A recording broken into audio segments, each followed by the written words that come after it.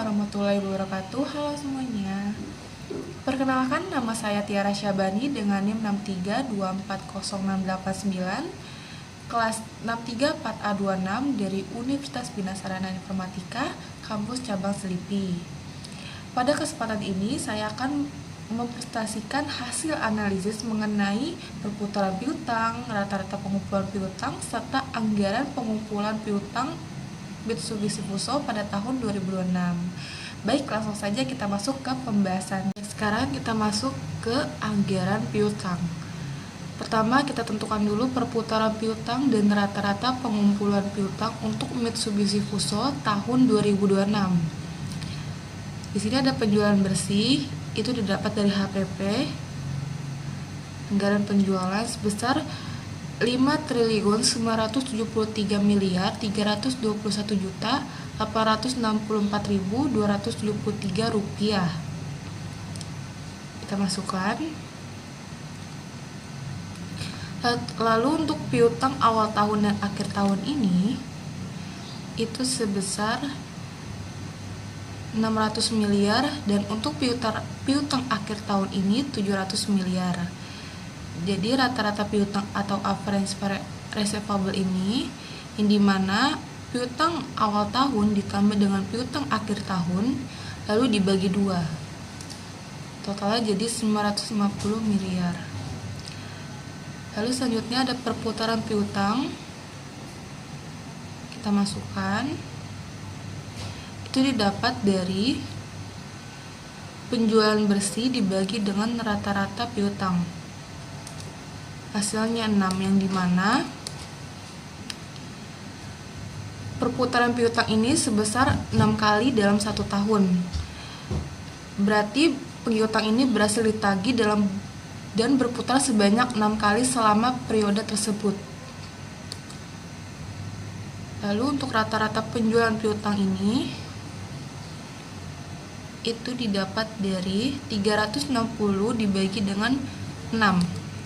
Artinya rata-rata pengumpulan piutang itu 57 hari, yang dimana membutuhkan waktu sekitar 57 hari untuk menagih piutang dari pelanggan sejak terjadi penjualan kredit. Nah, ini sudah kita tentukan perputaran piutang dan rata-rata pengumpulan piutang. Selanjutnya kita masuk ke anggaran pengumpulan piutang. Ini kita masukkan bulan penjualan, rencana penjualan, terus harga jual. Untuk harga jual itu didapat dari HPP. Nih, sebesar 283.395.439 rupiah. Kita masukkan. Nah, untuk nilai penjualan ini, rencana penjualan dikali dengan harga jual.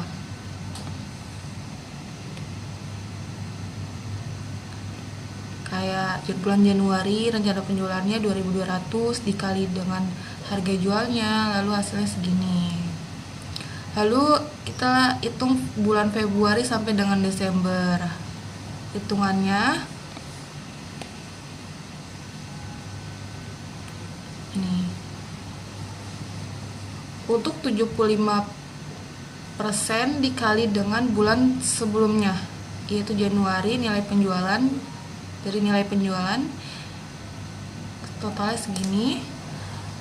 Lalu untuk 5% nya itu 5% dikali dengan ini, atasnya 460.602.473.321.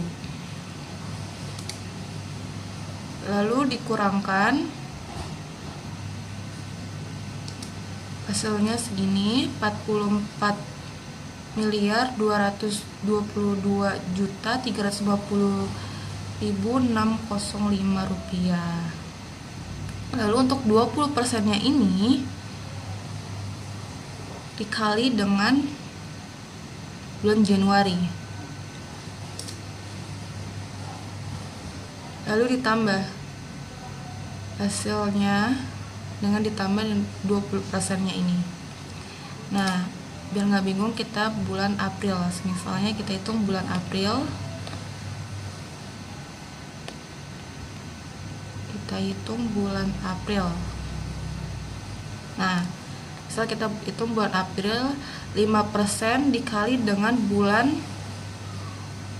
pertama, bulan 2 bulan sebelumnya, itu berarti April ke Februari. Berarti kita hitung nilai penjualan Februari. Jadi 5% dikali dengan bulan Februari, itu nilai penjualannya 629.469.965.800. Nah, hasilnya, untuk 75%-nya ini itu bulan sebelumnya, April, Maret, 1 bulan sebelumnya. Nah, untuk 70%, nah lalu sama kayak tadi, 5% dikali dengan atasnya bulan Maret, lalu dikurang, setelah itu 20%. Nah, 20% ini sama dikali dengan bulan sebelumnya, bulan Maret, lalu kita jumlahkan total segini. Nah, untuk bulan berikutnya juga sama, sampai dengan November.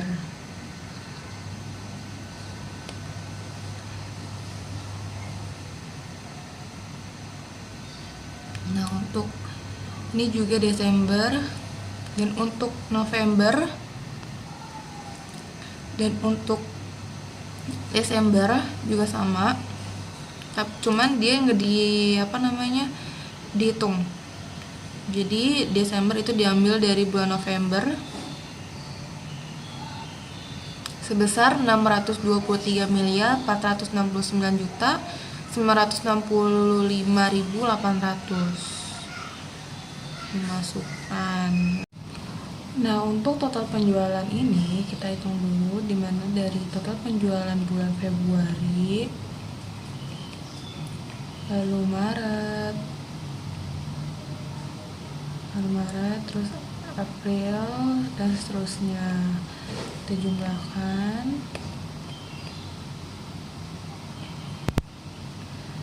Hasilnya 7.879.230.535 rupiah.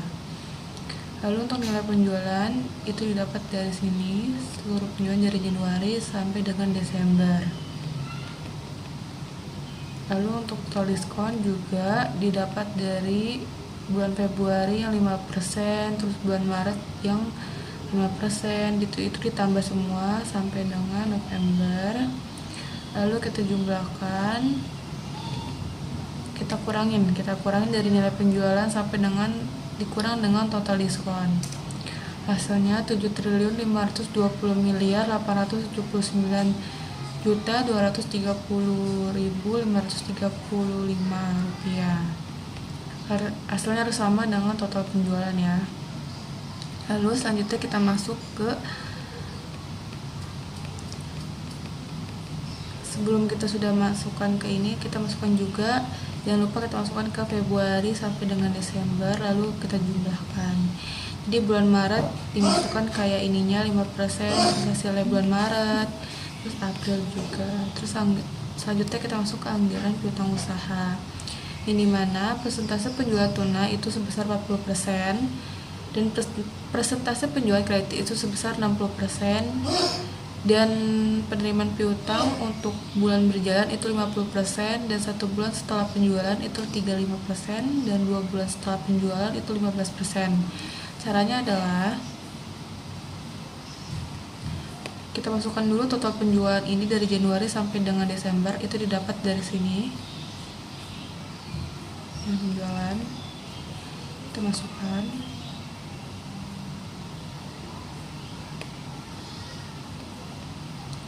lalu kita totalin juga. Nah, untuk penjualan tunai 40% itu dikali dengan total penjualan, 40% dikali dengan total penjualan Januari, terus juga untuk Februari juga sama sampai Desember, lalu ditotalin semuanya.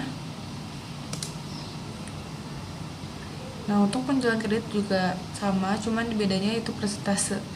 Jadi 60% dikali dengan total penjualan.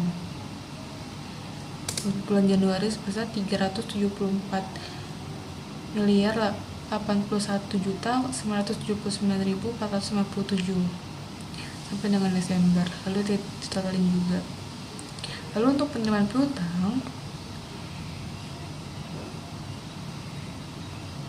itu kita ini ya, penerimaan piutang.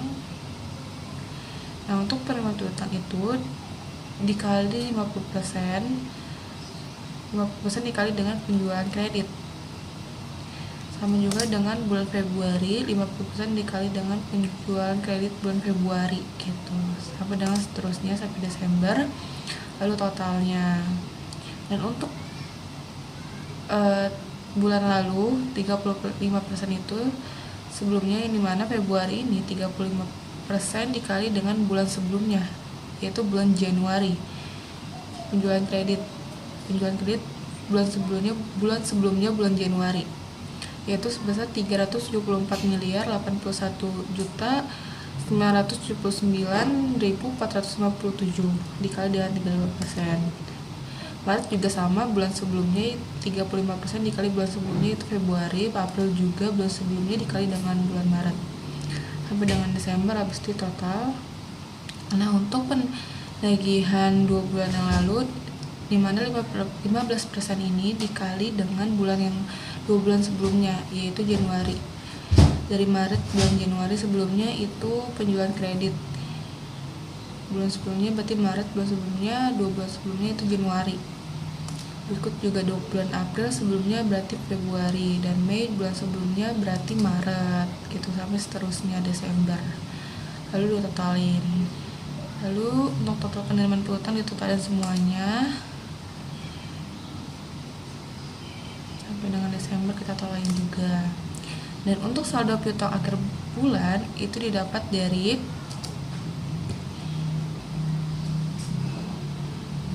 total penerimaan piutang bulan sebelumnya Januari ditambah dengan penjualan kredit bulan Februari dikurang dengan penerimaan piutang totalnya di bulan Februari. Hasilnya untuk bulan Februari 243.286.659 rupiah. Maret juga sama, ini mana bulan sebelumnya total penerimaan piutang bulan Februari ditambah dengan penjualan kredit bulan Maret, dan total penerimaan piutang dikurang dengan bulan Maret. Itu juga seluruhnya juga sama. Lalu totalin juga.